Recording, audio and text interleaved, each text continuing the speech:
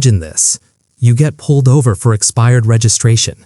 The officer arrests you, takes your phone, and starts scrolling. Your text messages, your photos, your bank apps, your browser history, everything. And here's the thing. In 2009, this was completely legal. Police could search your entire phone without a warrant during any arrest. A traffic violation, a minor drug charge, anything. One traffic stop in San Diego changed that forever. August 22nd, 2009, San Diego, California. David Riley was 22 years old, driving to see his brother. Riley was working odd jobs, trying to make ends meet. No criminal record. Just another guy navigating life in his early 20s. This was supposed to be an ordinary day. At 11:45 p.m., a police officer notices Riley's registration tags are expired, a routine traffic stop. The officer runs his license and discovers it's suspended. At this point, Riley's car has to be impounded, standard procedure. But here's where routine becomes anything but. During the inventory search of Riley's car, which police are legally allowed to do before impounding, the officer finds 2 concealed firearms under the hood. Riley is arrested. Guns without proper permits. This is now a serious weapons charge. The officer handcuffs him, places him in the patrol car, and then does something that happens thousands of times every day across America. He takes Riley's cell phone from his pocket and starts searching through it. No warrant, no judge's permission, just standard police practice in 2009. The officer notices something in Riley's phone, photos and videos, pictures of cars, but not just any cars. The officer recognizes identifiers associated with the Bloods street gang, red clothing, specific graffiti, hand signs. The phone gets handed to a gang detective. This detective spends hours going through everything on Riley's device. Text messages, call logs, contacts, photos, videos. And he finds something that connects Riley to a shooting that happened weeks earlier. This is the evidence presentation. A Cadillac was involved in that shooting. Riley's phone had photos of a Cadillac that matched witness descriptions. His phone also contained texts that investigators believed referenced the incident. Because of what police found on that phone, Riley now faces not just weapons charges, but charges related to an attempted murder. This is a bigger picture. David Riley had no idea that his expired tags would lead to this. But more importantly, nobody knew that his case would redefine digital privacy for every American. The question that would go all the way to the Supreme Court was simple. Did the officer have the right to search that phone? Riley's public defender filed a motion to suppress all the evidence from the phone search. His argument? The Fourth Amendment to the United States Constitution. The Fourth Amendment protects Americans from unreasonable searches and seizures. It's the reason police usually need a warrant, a judge's permission, before searching your home, your car, or your belongings. But here's the complication. But here's the catch. There's a century-old exception called search incident to arrest. When police arrest you, they can search certain things without a warrant. Your pockets, your wallet, the area within your immediate reach. The reason it's blue is because of the way light comes from the sun through our atmosphere and reflects off different surfaces. The reasoning makes sense, actually. Officer safety. If you have a weapon in your pocket that could harm the officer, they need to find it immediately. No time to wait for a judge. Also, evidence preservation. You might destroy evidence if left alone with your belongings. But here's what nobody had really figured out yet in 2009. What about a cell phone? Think about it. A wallet from the 1960s might contain a few photos, maybe some receipts, an ID card. A police officer could flip through it in 30 seconds. That's what the Supreme Court had in mind when they created the search incident to arrest exception. But a smartphone in 2009? Riley's Samsung Instinct had a camera, text messages, email, web browsing history, GPS data, contacts, an entire life. The California trial court said the search was fine. The detective followed standard procedure. Evidence admitted. Riley's attorney appealed to the California Court of Appeals. That court also said the phone search was legal. 2-1 decision. The reasoning? A cell phone is like a cigarette pack or a wallet, just another container police can search during arrest. But one judge dissented. She wrote something prescient. A modern cell phone is not comparable to physical containers previously considered by the courts. Riley's case wasn't unique. All across America, this same issue was happening. In fact, federal courts were split on the question. Some circuits said police could search phones without warrants. Others said they couldn't. When federal courts are split on a constitutional question, that's the Supreme Court's cue to step in. In January 2014, the Supreme Court agreed to hear Riley's case, along with another similar case for Massachusetts called United States v. Worry. They would decide both together. And here's what was at stake. In the United States, police make approximately 12 million arrests every year. In 2009, 58% of Americans own cell phones, a number that was rapidly increasing. That meant potentially millions of phone searches were happening every year without warrants. Millions of Americans' private data, text messages, photos, emails, locations, being examined by police without any judge approving it. The lower courts in Riley's case had asked, is a phone different from a wallet? But the question the Supreme Court really had to answer was bigger. In the digital age, how much privacy do you have when you're arrested? April 29th, 2014, the Supreme Court of the United States. 9 justices sit elevated on the bench in their black robes. The courtroom is packed. Journalists, law students, privacy advocates, law enforcement representatives. Jeffrey Fisher, Riley's attorney, approaches the podium. He has 30 minutes to convince the highest court in America that the Fourth Amendment protects cell phones differently than wallets or cigarette packs. His opening is direct. A modern smartphone is not just another effect. It's a portal to vast quantities of private information. The government's attorney, Michael Dreeben, argues the opposite. Cell phones are just containers, he says. Police have always been able to search containers incident to arrest. Why should phones be different? And then Chief Justice John Roberts asks a question that cuts to the heart of the matter. How much does the search incident to arrest doctrine really help the police? If they have probable cause for arrest, getting a warrant is not that difficult. It's a skeptical question, and it's aimed at the government. The justices seem to be asking, if you can get a warrant, why don't you? Justice Elena Kagan presses further. She asks the government's attorney, most people now have phones. If police can search them without warrants during any arrest, doesn't that give police tremendous power over people's private lives? The government tries to argue that there are limiting principles. Police would only look at information relevant to the crime. They wouldn't go through your entire phone. But the justices aren't buying it.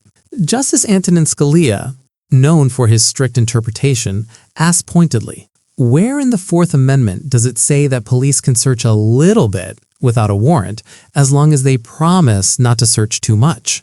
It's a devastating question. The Fourth Amendment doesn't have a search just a little exception. The government falls back on its strongest argument, officer safety. What if the phone contains information about accomplices who might ambush the officer? What if there are threats on the phone? But Riley's attorney has a response. He points out that police can secure the phone, turn it off, put it in airplane mode, prevent remote wiping, while they get a warrant. Technology exists to preserve evidence without searching it immediately. And then Justice Stephen Breyer raises something that changes the entire conversation. He notes that phones now contain medical records, banking information, location history, intimate photos. He says, and this is a quote, people have their entire lives on these phones. The courtroom realizes something profound is being discussed here. This isn't really about David Riley anymore. It's about whether the Fourth Amendment, written in 1791, can adapt to 21st century technology. The oral arguments last 2 hours across both cases. When they conclude, the justices give no indication of which way they're leaning. All anyone can do now is wait. The wait takes nearly 2 months. Behind the closed doors of the Supreme Court, the justices deliberate. They read briefs. They debate among themselves. They draft opinions and circulate them for feedback. Tech companies are watching closely. Apple, Google, Microsoft. They've all filed friend of the court briefs arguing that phone searches should require warrants. They understand what's at stake for digital privacy. Law enforcement is also paying attention. Police departments across the country use cell phone searches as a crucial investigative tool. If the court requires warrants, it will change how they operate. June 25th, 2014, Decision Day. The court announces that Chief Justice Roberts will read the opinion in Riley v. California. In a divided Supreme Court where 5-4 decisions are common on controversial issues, every single justice, the liberal justices, the conservative justices, all 9. David Riley's phone search was unconstitutional. The evidence would be suppressed. Chief Justice John Roberts wrote the majority opinion, and from the very first paragraph, the court made clear this was about far more than one phone in one arrest. The scope was massive. Quote, "Modern cell phones are not just another technological convenience. With all they contain and all they may reveal, they hold for many Americans the privacies of life." The court acknowledged that yes, historically, police could search wallets, cigarette packs, and pockets during arrests, but phones are categorically different. How different? The opinion includes some striking comparisons. A phone's storage capacity is measured in gigabytes, potentially holding millions of pages of text, thousands of photos, hundreds of hours of video. The court wrote that searching a phone is more like searching a home than searching a pocket. A phone can contain information about every aspect of someone's life: their medical history, their religious beliefs, their political affiliations, their romantic relationships. And here's what made the opinion so powerful. The court rejected both of the government's main arguments. Officer safety? The court said that once a suspect is arrested and secured, there's minimal risk from information on a phone. Unlike a physical weapon in a pocket, data can't shoot you. Evidence preservation? The court acknowledged phones can be remotely wiped, but noted that police have tools to prevent this. Faraday bags that block signals, airplane mode, simply turning the phone off. Police can secure the phone while they obtain a warrant. The new rule was elegantly simple: get a warrant. If police have probable cause to believe evidence of a crime is on someone's phone, they can ask a judge for permission to search it. Judges can issue warrants quickly, sometimes within minutes by phone in urgent cases. Reasonable, workable. And remarkably, there were no dissents, not even partial ones, absolute agreement. Justice Samuel Alito wrote a brief concurring opinion, suggesting Congress might want to pass legislation with more specific rules about phone searches. But he agreed with the core holding: warrants are required. Period. End of discussion. Think about what this means. In a Supreme Court that was deeply divided on issues like healthcare, campaign finance, gun rights, and voting rights, all 9 justices agreed that your phone deserves special Fourth Amendment protection. The reaction was swift. The New York Times called it a major victory for privacy rights in the digital age. Tech publications celebrated. Privacy advocates praised the decision as prescient and forward-thinking. But law enforcement had to adapt immediately. The FBI sent out guidance to all field offices: get warrants for phone searches. State and local police departments revised their policies overnight. Some pending criminal cases were affected. Evidence from warrantless phone searches had to be thrown out. Some convictions were overturned on appeal. Serious impact. So Riley won at the Supreme Court, but lost his freedom. His case became a landmark for digital privacy rights, yet he didn't personally benefit from it. But here's what matters. His case changed the law for everyone else. 330 million Americans gained a constitutional protection they didn't have before, June 25th, 2014. Every single arrest from that day forward would have to respect the warrant requirement for cell phones.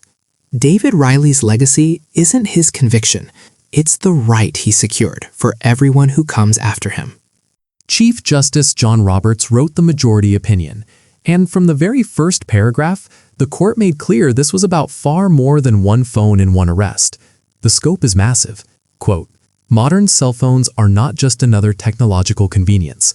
With all they contain and all they may reveal, they hold for many Americans the privacies of life." The court acknowledged that yes, historically, police could search wallets, cigarette packs, and pockets during arrests, but phones are categorically different. How different? The opinion includes some striking comparisons. A phone's storage capacity is measured in gigabytes, potentially holding millions of pages of text, thousands of photos, hundreds of hours of video. The court wrote that searching a phone is more like searching a home than searching a pocket. A phone can contain information about every aspect of someone's life: their medical history, their religious beliefs, their political affiliations, their romantic relationships. And here's what made the opinion so powerful. The court rejected both of the government's main arguments. Officer safety? The court said that once a suspect is arrested and secured, there's minimal risk from information on a phone. Unlike a physical weapon in a pocket, data can't shoot you. Evidence preservation? The court acknowledged phones can be remotely wiped, but noted that police have tools to prevent this. Faraday bags that block signals, airplane mode, simply turning the phone off. Police can secure the phone while they obtain a warrant. The new rule was elegantly simple. Get a warrant. If police have probable cause to believe evidence of a crime is on someone's phone, they can ask a judge for permission to search it. Judges can issue warrants quickly, sometimes within minutes by phone in urgent cases. And remarkably, there were no dissents, not even partial ones. Justice Samuel Alito wrote a brief concurring opinion, suggesting Congress might want to pass legislation with more specific rules about phone searches, but he agreed with the core holding: warrants are required. Think about what this means. In a Supreme Court that was deeply divided on issues like healthcare, campaign finance, gun rights, and voting rights, all 9 justices agreed that your phone deserves special Fourth Amendment protection. The reaction was swift. The New York Times called it a major victory for privacy rights in the digital age. Tech publications celebrated. Privacy advocates praised the decision as prescient and forward-thinking. But law enforcement had to adapt immediately. The FBI sent out guidance to all field offices: get warrants for phone searches. State and local police departments revised their policies overnight. Some pending criminal cases were affected. Evidence from warrantless phone searches had to be thrown out. Some convictions were overturned on appeal. But what about David Riley himself? Here's the ironic thing. Riley was still convicted. Even though the evidence from his phone was suppressed, the prosecution had enough other evidence, the guns found in his car, witness testimony, other investigative work, to convict him of weapons charges. He was sentenced to 15 years to life. So Riley won at the Supreme Court, but lost his freedom. His case became a landmark for digital privacy rights, yet he didn't personally benefit from it. But here's what matters. His case changed the law for everyone else. 330 million Americans gained a constitutional protection they didn't have before June 25, 2014. Every single arrest from that day forward would have to respect the warrant requirement for cell phones. David Riley's legacy isn't his conviction. It's the right he secured for everyone who comes after him. So what does Riley v. California mean for you, right now, in 2025? Let's get specific. You get pulled over for a broken taillight. The officer sees you've been drinking. You're arrested for DUI. 10 years ago, that officer could take your phone and search through everything on it. Your texts, your photos, your call history, your apps, looking for evidence of more crimes or just because they were curious. But now, Today, because of Riley v. California, that phone stays private, unless they get a warrant. The officer can take it, secure it, prevent you from deleting anything, but they cannot search it without a judge's approval. Here's another one. Think about what's on your phone right now. Your banking apps with account numbers, medical records in your health app, private photos, maybe some you wouldn't want anyone to see, text conversations about personal problems, relationship issues, mental health, financial troubles, your location history showing everywhere you've been, dating app conversations, search history revealing your curiosities, your concerns, your secrets. Before Riley versus California, any arrest, no matter how minor, gave police access to all of that. A shoplifting charge, disorderly conduct, unpaid parking tickets that led to a warrant. Now, your digital life requires a warrant. But Riley's impact goes beyond traffic stops and arrests. The case has become foundational for digital privacy law more broadly. In 2018, the Supreme Court decided Carpenter v. United States, another landmark digital privacy case. The question was whether police need warrants to access your cell phone location records from your wireless carrier. The court said yes, warrants are required, and they cited Riley v. California extensively. The logic was the same. Digital data about our lives deserves robust Fourth Amendment protection. Riley has been cited in hundreds of lower court cases dealing with digital privacy. Cases about laptop searches, cloud storage, smart home devices, fitness trackers. The principle keeps expanding. Our digital information is private, and the government needs good reason to access it. But the fight isn't over. There are still major privacy battles happening right now where Riley's protections don't fully apply. At international borders, courts have held that customs agents can search your devices without warrants or with very limited Fourth Amendment protection. If you're returning to the United States from abroad, your laptop and phone can be searched much more easily than they could be during a domestic arrest. This is controversial and actively being litigated. Civil liberties groups argue Riley's logic should extend to borders. The government argues borders are special. Biometric locks raise another question. Can police force you to unlock your phone with your fingerprint or face? Riley says they need a warrant to search the phone's contents. But courts are split on whether they can compel you to use your face or finger to unlock it without a warrant. The Fifth Amendment privilege against self-incrimination comes into play here. It's complicated and unsettled. And then there's encryption. Technology companies now build phones with encryption so strong that even they cannot break it, which means even with a warrant, police sometimes cannot access phone data. This has created enormous tension between law enforcement and tech companies. The government argues they need access for public safety, to stop terrorists, catch child predators, solve crimes. Tech companies argue that building backdoors into encryption would make everyone less secure, not just criminals. Riley v. California doesn't resolve this. The case protects your right to privacy in your phone's contents, but it doesn't address what happens when that privacy is so protected that not even a warrant can overcome it. These debates will continue for years, probably decades. But here's what Riley v. California established, clearly and unanimously. In the 21st century, your phone is an extension of your mind, your memory, your private self. And the government cannot invade that space without meeting the Constitution's requirements. David Riley didn't set out to be a constitutional hero. He was a 22-year-old with expired tags who made some bad decisions.